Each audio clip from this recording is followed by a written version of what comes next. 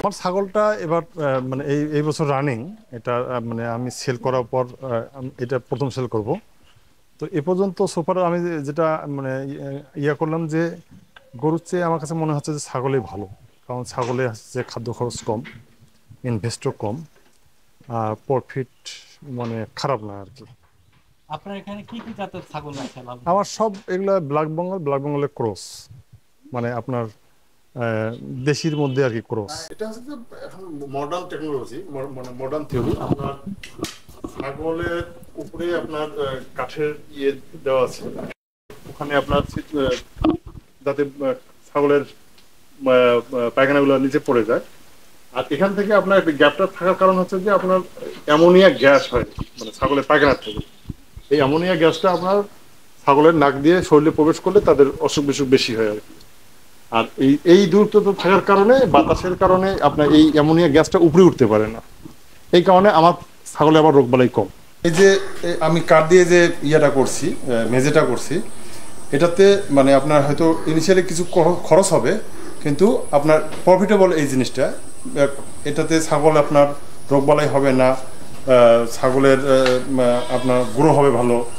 আপনার হয়তো বেশি যে টাকা এখানে ইনভেস্ট হবে তাও না, কিন্তু অল্প টাকার মধ্যে আপনি একটা ভালো খামার, আদর্শ খামার হিসেবে আপনি এটা গড়ে তুলতে পারবেন। অবশ্যই আপনাকে জেনে বুঝে করতে হবে, ট্রেনিং হোক বা আপনার বিভিন্ন খামার ঘুরে হোক, আপনি এক্সপিরিয়েন্স নিয়ে তারপর নামা উচিত আমার কাছে মনে হয়। কয়টি খামার করছেন, কি কি খামার? আমার আপনার মানে মোটামুটি 4টা। আমার গরু, ছাগল, আমি মাছ আছে, পুকুরের মাছ, এবং আমি একটা ট্রায়াল দিচ্ছি দেশি মুরগির। দেশি মুরগি চাই। জি।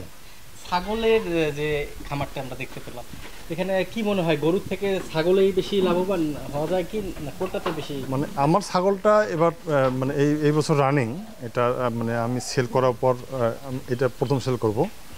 তো এ পর্যন্ত সোফার আমি যেটা মানে ইয়া করলাম যে গরুর চেয়ে আমার কাছে মনে হচ্ছে যে ছাগলই ভালো। কারণ ছাগলে হচ্ছে খাদ্য খরচ কম, ইনভেস্টও কম, আর প্রফিট মানে খারাপ না আর কি।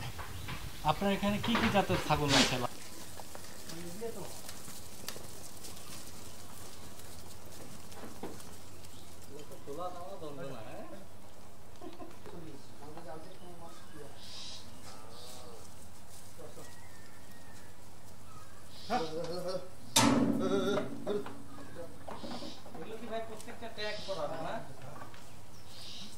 নাহলে আপনার কোনো সমস্যা হলে ট্রেস করতে পারবেন না তো।